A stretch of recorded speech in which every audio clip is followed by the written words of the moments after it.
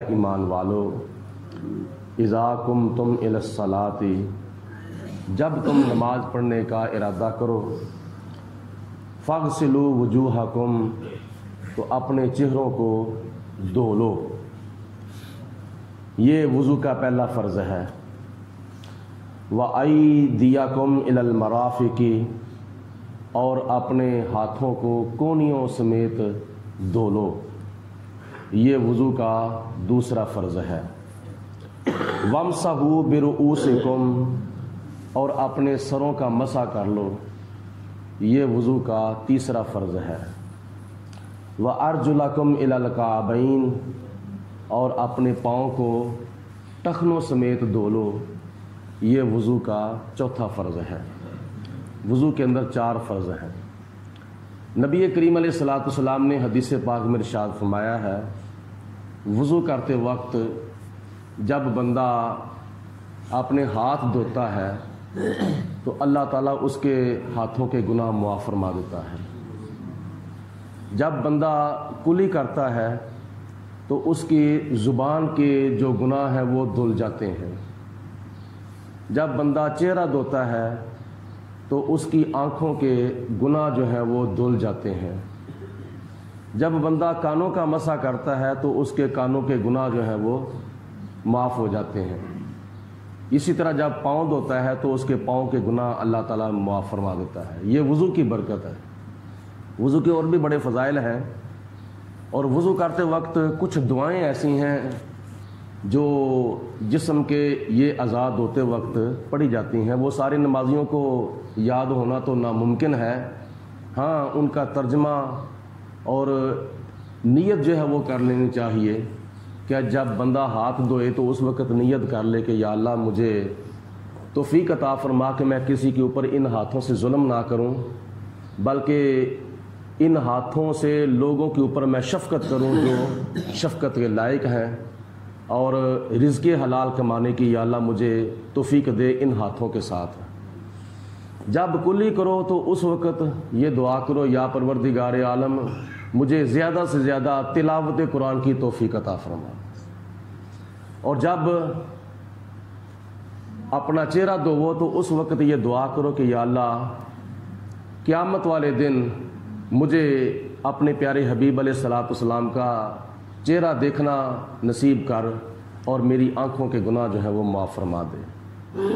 اسی طرح جب تم دایاں ہاتھ دھوو تو یہ دعا کرو یا اللہ قیامت والے دن میرا نامہ اعمال مجھے دائیں ہاتھ میں نصیب فرما۔ جب بایاں ہاتھ دھوو تو اس وقت دعا کرو کہ یا اللہ مجھے قیامت والے دن نامہ اعمال بائیں ہاتھ میں نہ عطا فرما۔ اسی طرح جب پاؤں دھوو تو پہلا پاؤں دھوتے وقت یہ دعا کرو کہ یا اللہ پاک مجھے سیدھے راستے پر چلنے کی توفیق عطا فرما۔ جب بایاں پاؤں دھوو تو اس وقت دعا کرو یا اللہ مجھے الٹے راستے سے چلنے کی توفیق نہ عطا فرما۔ یہ وضو کے کچھ مسائل اور احکامات اللہ تعالیٰ نے بیان فرمائے ہیں۔ آگے ارشاد فرمایا کہ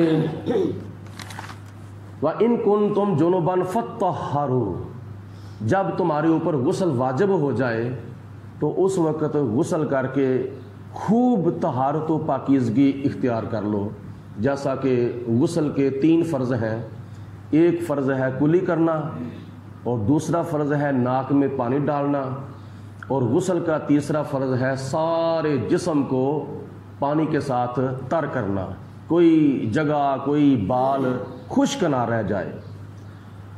آگے اللہ فرماتا ہے وَإِن كُنتُم مَّرْضَىٰ، اگر تم بیمار ہو جاؤ، او علی سفر، یا تم کسی سفر پر چلے جاؤ، او جاء احد منکم من الغائط، یا تم میں سے کوئی قضائے حاجت سے ہو کر واپس آئے، بیت الخلاء سے واش روم سے ہو کر واپس آئے۔ چوتھے نمبر پر فرمایا او لامستم النساء، جب تم اپنی بیویوں کے ساتھ صحبت کرو۔ یہ چاروں حالتوں میں سے کوئی حالت بھی ہو تو ایسی حالت میں فلم تجدوا ماء، تمہیں پانی میسر نہ آئے، یعنی بیماری کی حالت میں تو ویسے ہی اگر ڈاکٹر نے منع کیا ہے پانی استعمال نہیں کرنا، یا بندہ سفر پہ چلا گیا ہے تو سفر کے دوران پانی نہیں مل رہا، او جاء احد منکم من الغائط، یا قضاء حاجت سے ہو کر بندہ آئے تو پانی نہ میسر آئے، او لامستم النساء، یا بیوی کے پاس جانے کی وجہ سے غسل واجب ہو چکا ہو۔ اللہ فرماتا ہے کہ ان چاروں حالتوں میں سے کوئی حالت ہو، کسی حالت میں فلم تجدوا ماء، تمہیں پانی نہ ملے، غسل کرنے کے لیے یا وضو کرنے کے لیے پانی نہ ملے، فتیمموا صعیدا طیبا، تو تم پاک مٹی کے ساتھ وضو کر لو، تم پاک مٹی کے ساتھ تیمم کر لو۔ تیمم جو ہے ایسی حالت میں جب کیا جائے گا تو وضو کے قائم مقام ہو جائے گا اور غسل کے بھی قائم مقام ہو جائے گا۔ تیمم کرنے کی وجہ سے بندہ نماز پڑھنے کے قابل ہو جاتا ہے۔ اور یہ تیمم کا طریقہ اللہ تعالیٰ نے بتایا ہے، فَامْسَحُوا بِوُجُوهِكُمْ، اپنے چہروں کا مسح کرو، وَأَيْدِيكُمْ مِنْهُمْ، اور اپنے ہاتھوں کا مسح کرو، جیسا کہ میں نے سورۃ نساء کی آیت نمبر 43 کے اندر بھی غسل کا اور وضو کا اور تیمم کا طریقہ بتایا تھا۔ تو غسل کا طریقہ تو عام لوگوں کو یاد ہے، وضو کا طریقہ بھی یاد ہے، لیکن تیمم کا طریقہ کسی کسی کو یاد ہے۔